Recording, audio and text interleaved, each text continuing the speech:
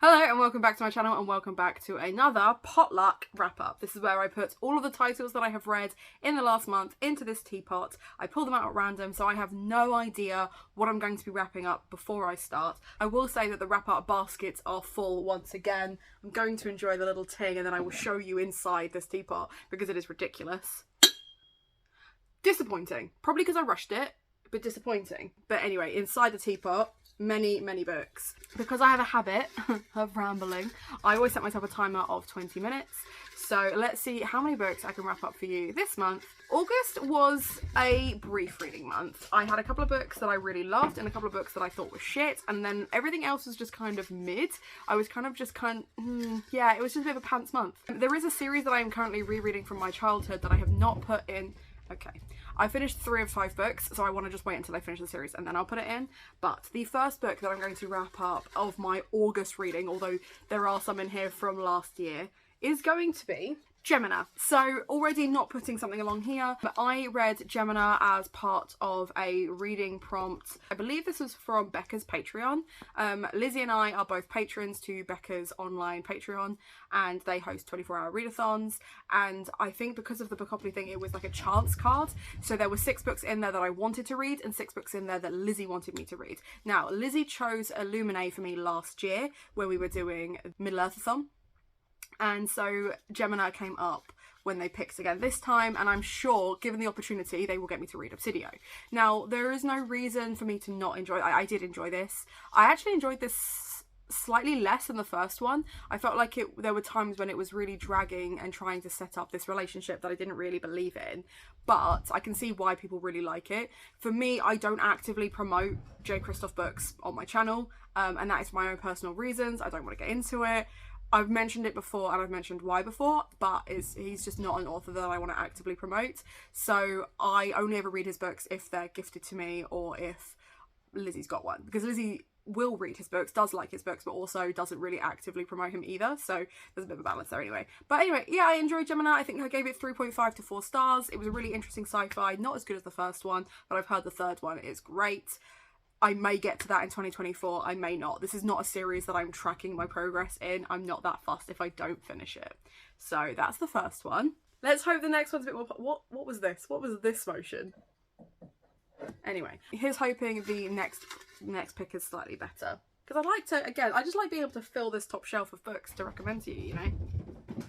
My cats have the zoomies, that's what you can hear. The next one is Hell Breaks Loose. Now this one I will happily recommend. So, Hell Breaks Loose is the Skullduggery Pleasant prequel. Now, there was talk of us doing a prequel live show. Because, as you all know, we did the Dead Famous along last year, where we read all of the Skullduggery Pleasant books, which actually started the year before because there are so many of them. There's 15 books in total. There is also the Grimoire, there is also the Armageddon Outfit, and there is this one as well. I'm sure I'm forgetting something else. There's probably something else as well that I've forgotten. But anyway, this is a prequel. This is 400 years before Skullduggery and Valkyrie actually meet. They are the 2 main characters. And what's really interesting is Derek Landy's obsession with time travel. I'm not going to spoil it, I'm not going to get into it, but I'm just going to say the man loves time travel. Clearly a big fan of Doctor Who, and I love that for him. I am not. I don't enjoy time travel as a trope. I don't enjoy retconning history. I don't enjoy when people are like, the only way to solve the problem that we have now is to go back in time and solve it then. I don't like that. I don't like that. And that is essentially majority of the plot in this. It's also the plot of several other Derek Landy books. So I get it. I still really enjoyed reading it. But that's my gripe. My gripe is that it is a plot point that is not my favourite. So there is a graphic novel coming out really soon that I'm really excited for. And I swear to God, Derek, I swear to God, if that's time travel too, we're going to have words. Words will be had. Because like the magic system and everything is so clever and it's so great. We don't need time travel as well right now. Like just give it a break. Give it a break on the time travel. That's my only gripe. That's my only criticism. And it's barely even a criticism, to be honest. It's just that that's not my thing. That's just not my thing. Next one is the 5th season. I buddy read this with Georgia, who is a friend of mine and is also on Instagram. So I'll leave a link to her stuff down below. She's lovely. I don't think we've ever buddy read something before. I feel like this is the first time we've buddy read something just the 2 of us. And I loved it. I loved it. Sorry, I've just thrown that because the cat is moving my camera. Sorry if that's messed up the continuity. Not a lot I can do about cats, unfortunately. Yeah, so we buddy read this. I knew it was going to break my heart. Now, this was my 3rd attempt at the 5th season, and I was fully prepared to just DNF and just kind of give up. Not because I didn't think it would be good, but because the opening chapters are so dense and they have such an interesting writing style. And but the thing is, I really didn't like the fact that it was second person. I really didn't like that it was talking at you and kind of like, you do this and you did that and you and blah blah blah. And I really struggled with that. When I found out it was for a reason, that like there's a purpose to that there's this thing in the final chapters, and I really like the fact that Georgia and I had our theories this whole time, and I called something from like the opening maybe 3 or 4 chapters. I was like, oh, it's this, and Georgia was like, I don't think it is, and I was like, okay, and Georgia had evidence. I didn't have evidence. Georgia had evidence that it wasn't this thing, and then it was this thing, and I was so proud of myself. And I'm a smug little bitch anyway, so it just worked out really well. But it was beautifully written. It was so clever. It was so intricate. It was so sad. It was so sad. These characters could not catch a break. And I'm so excited to read book 2, but I know it's going to devastate me, and I'm just, oh my god, it was so sad. And if you're wondering why I don't know where my copy is, it's because I had a copy. I was going to read it and do the audiobook when I buddy read with Georgia, and then someone bought a copy of it, and technically it was stock. It wasn't technically on my TBR, so I just haven't replaced it yet, but I will, and I will be buying the full trilogy because, oh my god, it's so good. It's so good, and I'm so amazed that I liked it because I'm not a massive sci-fi fan, and it feels, although it's magic, it feels very sci-fi. It feels very otherworldly, and it's very clever, and the way things are interlinked is just very special. Very special and very beautiful, and I will get a copy. I will get myself a copy. I need to stop grabbing this like this because I look like I've broken my arm. The next one that I picked out is Julia and the Shark. I went into this one with really high expectations. I love Kira Moore-Hargrave's writing style. I just adore it. But I will say my main gripe with this is the fact that it takes so long to get there. It takes so long to get there. And considering it's a... Can you not kick my tripod, please? People don't need to see my shoes. They don't need to see the mess that I've made. I really liked how beautiful this book is. I thought the illustrations were stunning. I thought the actual like writing style of it was beautiful. I really enjoyed it, but it didn't rank as high because it took so long to warm up. I thought it was a really interesting story about mental health. I thought it was a really beautifully written and crafted story about the kind of impact that our own stuff can have going on other people like around us. I thought that was really beautiful. Obviously the writing style is lovely. It's lovely, but I think for me, Kira Moore-Hargraves is always going to be an autobiography. Okay, now Horatio is that. Why? Why are you like this? He's like, I don't know. It's just how I am. He's got zoomies and he will not be held. He will not be held right now. I have no idea what I was saying about this because I've been distracted by the cats twice now. So that's fun. Anyway, yeah, so I liked this, but I do find that although... Okay, that's what I was saying. Kira Moore-Hargraves is an author for me. However, I do find that I enjoy her middle grades the least of all of her writing styles. I think because she has to make it more simplistic for them, she doesn't get to lean into the real poignancy that I enjoy in both her YA and adult books. So that is my only gripe. I will be trying Leah and the Blue Fox, but not anytime soon, because this was fine. What I will say is if you liked Hannah Gould's The Last Bear, pick this up, because I think this is better. They're both about kind of wilderness things. One, obviously this one's more about mental health, and the other one is more about eco-conservation and things like that, but I think writing style, I prefer this one to that one. But I think if you like either, you'll like either, if that makes sense. Next is The Other Bennett Sister. Now, I will say, I'm devastated. My other cat from back in Folkestone poured coffee all over this. So this beautiful book that I want to keep reading over and over again and loved probably as much, if not more, than Pride and Prejudice, the original, is broken, is sullied for me. So I'm really tempted to spray the edges or get them professionally sprayed so I can like have something nice. But the other Bennet sister. If you like Pride and Prejudice, if you like any kind of historical romance that actually focuses on a very feminist-centric main character who has to learn her own bullshit first, if you were not a fan of Mary in the original, but would love to have your mind changed, this book is so good. It was 5 stars. It was wonderful. There was like, at one point I was like, is it going to be too long? Is it going to be too much? Is it too much of a No, it's so good. And it deals with some really interesting elitism. It deals with the same themes as Pride and Prejudice, but because it's a new character learning those things, I didn't mind it. I didn't mind the things that it recaps. I really like the fact that the original book, like Pride and Prejudice, the story of it kind of finishes like here. So like, it's about like the same length, and then you've got Mary's story, and I really liked that. I really liked there were a few times when I was like, any of the love interests could be her husband and I'd be fine with it. She meets these men, they're really interesting, but which one actually is suited to her?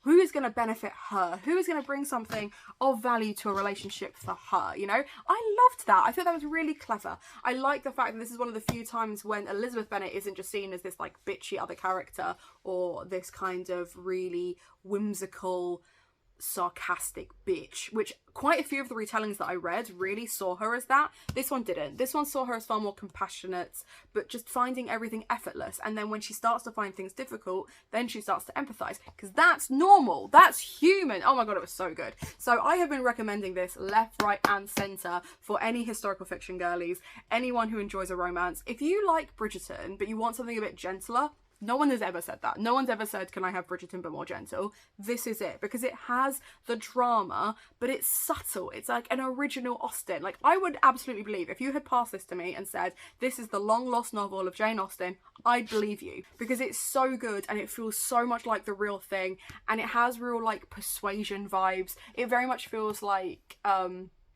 she feels like Miss Elliot in this rather than Bennet. And I didn't mind that. I like the fact that this author clearly really enjoys Jane Austen writing. Clearly. I loved it. It was so good. And I'm so glad that I finally get to wrap it up, because I feel like there were loads that were just so shit and so boring and so did not understand what Jane Austen was trying to do with Pride and Prejudice. There is one more left in my basket, which if I run out of time, I might pull out anyway, just to say that if you like Pride and Prejudice, pick up these two. This is one of them. This is one of them.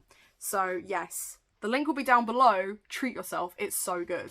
It's also one of the ones that I thought I'd already wrapped up, but it's been sat in my basket this entire time. So if you want to go and check out that full vlog, there will be a link somewhere along here. Go do that. Go do that. It's a good time. Okay. Oh, I pulled 2 by accident, so we'll do both of them.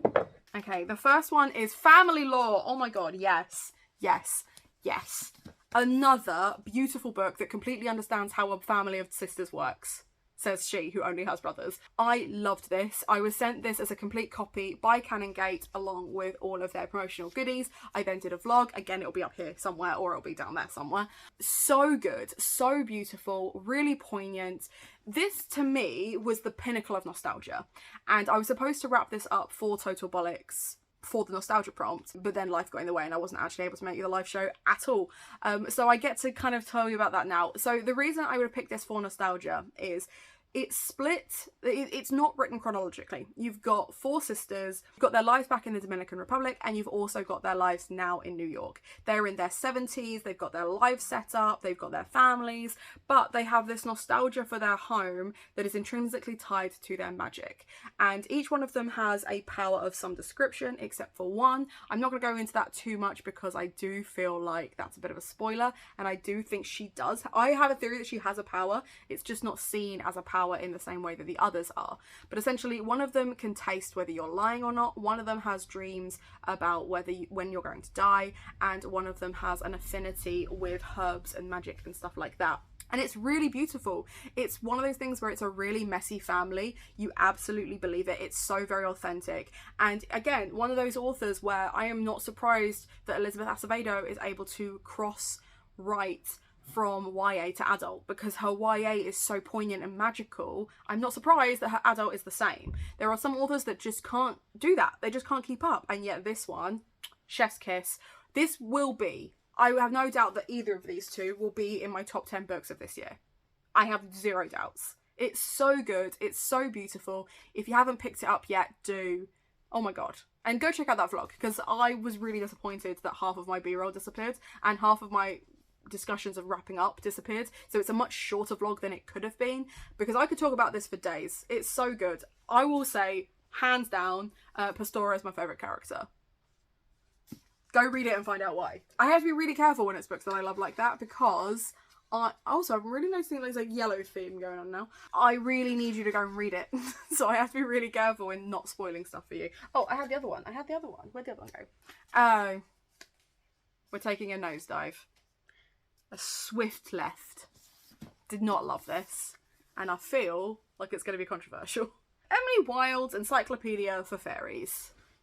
It's not an encyclopedia, for a start. It's a diary. This is about a young woman named Emily Wilde, who has spent her entire life studying fae, basically. She is writing an encyclopedia for fairies. She is one of the most knowledgeable people on this subject. It feels very like Sir Arthur Conan Doyle's attempt to study fairies, and has that very much like later Victorian, early 20th century or 19th century vibe, which already is not an aesthetic I enjoy. I was definitely hoping for it to be more cottagecore-like. I was hoping for it to be a lot more like natural magic and stuff like that, and it kind of isn't. It's just her telling you these rules of fairy. Having worked with a fairy this entire time, she doesn't know what kind of fairy he is. She just knows that he's fae, and then there's a romance, and I just didn't care about any of it. I didn't care about any of it. It was like not dark enough to be dark, not whimsical enough to be whimsical, not cottagecore enough. And she goes to this place and manages to offend basically everyone she meets. So she's not like a likeable character, but not because she's not a nice person, but just because she's not very bright. And I just didn't enjoy that. She's meant to be a scholar. She's an academic. She's this really intelligent woman. And like, I've talked about this before in real life, but I don't know if I've ever said this online. But essentially, since playing D&D, I very much view intelligence in a D&D format, which is that you have wisdom and you have intelligence. Intelligence is that academia, wisdom is street smarts, and you can have high one and low the other. I find her high intelligence, very low wisdom, and almost no charisma whatsoever. I just found her really irritating. I'm unhauling this copy to Olivia, who has promised me that she does like fairies in that kind of context, or just in general like fantasies in that kind of context. So I have high hopes for that. But all in all, massive disappointment. And now I'm sad because I'm running out of time. I've got time for one more, and I really hope because I did, like, it was strong. It was a strong start and then just mid. So yeah, it wasn't even fine. I just didn't care. The Stolen Heir, another one that was fine. I don't know what happened. I adored the Cruel Prince trilogy. This felt like it was tame fan fiction of the Cruel Prince. The main character was interesting. She's very cold, very nasty, but doesn't actually want to be evil. This is very much a defense mechanism, and I liked that, and I really enjoy the kind of banter between her and the prince. I find the prince very stereotypically charming. I preferred him as a child. I thought Oak was far more interesting as a toddler, just kind of experiencing everything for the first time. Whereas now he's kind of like this bitter older guy that uses his charm rather than actually like conversing with people. I don't know. I felt weird about it. But like the tension between the two main characters is not like in The Cruel Prince, which was just kind of like Jude was angry constantly, which this main character is also very angry constantly, but it still just didn't have the same energy. And I just didn't care. And I feel like this is on par with The Book of Night, which I also, like, I gave it 3.5 to 4 stars. It was fine. I don't want to say it's that I'm going off fairies, because I do like a fairy story. But, like, those two, not my favourites. As fairy stories go, just not great. I've kept it in case the series gets better. Which it might. It could well do. It's the first in a trilogy, I think, or a new trilogy. I'm going to try and squeeze one more in, just because I got distracted earlier by the cats and I can't actually remember what time I was out when I did that. So I'm going to do one more. I'm going over my 20 minutes, I'm sure, but I don't care. Let's hope it's for a decent book. It won't be. I know it won't be, but... Oh, actually, okay. It's It's not a decent book, it's fucking weird. So, Undead Unluck is a manga that I saw recommended over on Gem's channel. And having been meaning to try some more manga, when I spotted it on my trip to Newcastle, I thought I would treat myself because they were doing 3 for the price of 2. And basically, these superheroes, they are something. So, my brain immediately went unsatisfied, which is probably how I feel about this book. But like Undead, for example, he can't die. Unluck, everything that is lucky, like she's lucky in the fact that things don't happen to her, bad things don't happen to her, but she can dispel bad luck to people and is unlucky. But there's other people that are like unmovable, or my mind's gone blank of all other words. But essentially, he wants to die. He has been trying to die. He wants this amazing death because he's lived for a long time and can't die. And he thinks that because she's so unlucky, she might be his key to learning how to die. But it's so horny, right? Because mangas are, I get this, but like, because her unluck is tied to people touching her or being close to her, he is like all up in her business all the time. Like there is a chapter where he's literally just like nestled in her top, like between her boobs, just so that he can accrue enough unluck to destroy people around them. They like kiss each other at one point and then like the world nearly explodes. So it's things like that where it's just like, he then gets it in his head that they have to have sex. They have to have sex because that's the only way he can die. And she has to be in love with him before they have sex, so that that feeling is so poignant that he dies. And she's just like, my guy, you're the first person I've ever kissed. That's a bit fast for me, which is the correct response, except he then continues to grope her. So it's in that context, I'm like, I get manga is mangaing, but I hate that. And it's a real shame because I enjoyed it, but it's like, it's not one that I will recommend to people because it's weird. It's uncomfy. And I'm just like, okay, yeah. There's a manga that I tried. Of all the manga to try, I'm sure it wasn't the worst. It was fun. It was just weird. And now I feel bad that I was like, yeah, let's do like an extra one because I don't know what the time is. I'm unhauling it. I'm getting it gone. Let me know in the comments down below, what was your favourite read of August? Are you going to treat yourself to any of these? Because I think you should. I think there's a couple that you should. If you just want to let me know that you were here, feel free to leave some flowers because there are some really pretty flowers on Family Law and I love seeing those flowers in my comments. Treat yourself to something from Waypoint because it supports me in my content, and most importantly, have a nice day.